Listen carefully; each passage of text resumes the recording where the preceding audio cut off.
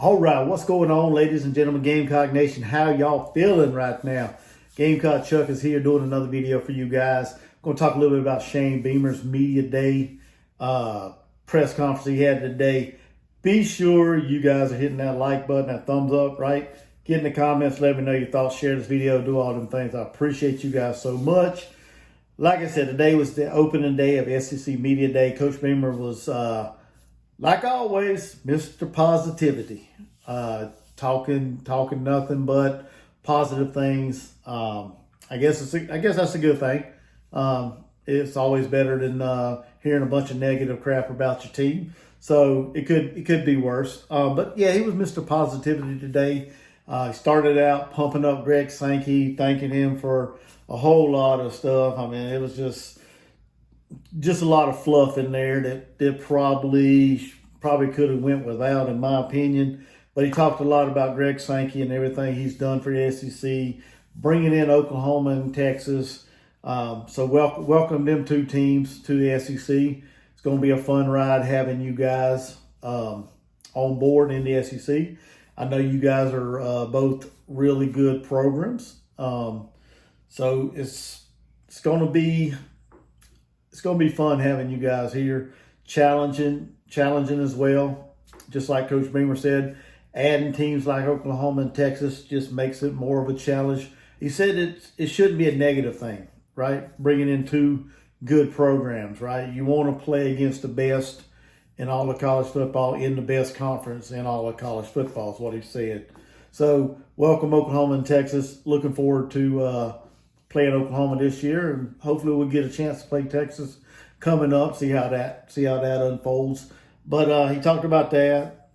Talked about staffing, the staffing changes, bringing in Joe DeCamillis to replace Pete Lembo, which went on to be a head coach for Buffalo University. So welcome Joe DeCamillis to run the special teams. Got a lot of NFL experience, a lot of special teams experience.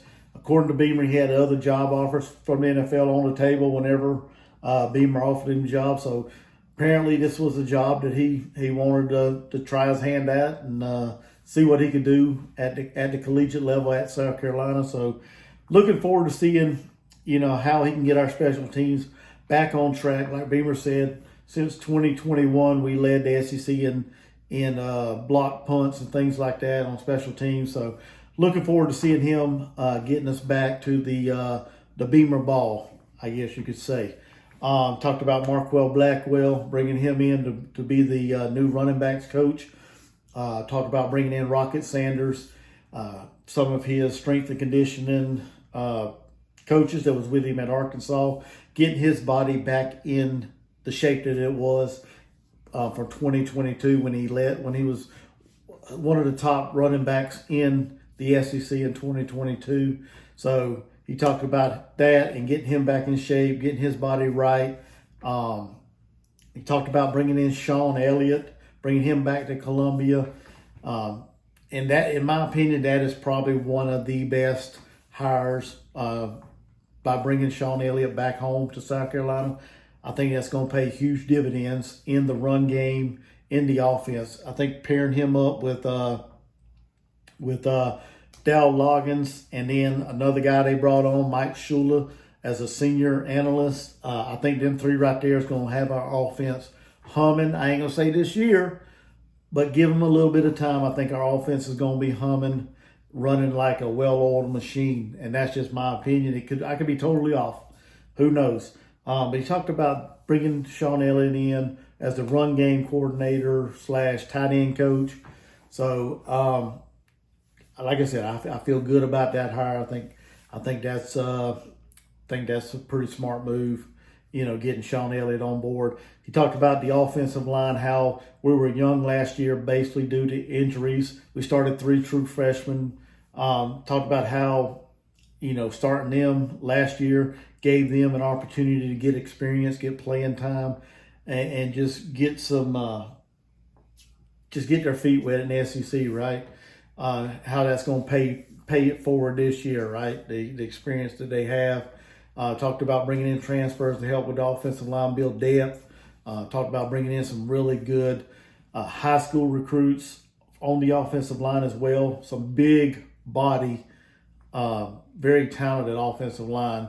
Talk about bringing them in as well to add depth. So looking forward to seeing an offensive line with Lonnie Teasley, Sean Elliott working together. I think it's going to be a pretty solid, improved offensive line. I mean, it can't get much worse than what it was last year. Talked about Spencer Rattler departure, how well he's doing in the New Orleans Saints organization. Talked about LaNorris Sellers and Robbie Ashford. Basically, we all know. Well, seems like the writing's on the wall. This is LaNorris Sellers' team going into the 2024 season, barring any kind of setback or anything. But we all know it's LaNorris' team this year. Talked about how, we got two quarterbacks right around 6'3", about 240, 245 pounds, big, solid, bodied, dual threat quarterbacks that can hurt you both on the ground with their legs or with their arms. So couple that with Sean Elliott, Dowd Loggins, and Mike Shula and Lonnie Teasley all kind of working together on that offensive side of the ball. Buckle up, baby. It's going to be an interesting offense, in my opinion. Just looking at, the size of LaNorris, the size of Ashford, kind of leans to tell you that there's going to be some quarterback design runs, maybe some RPO action.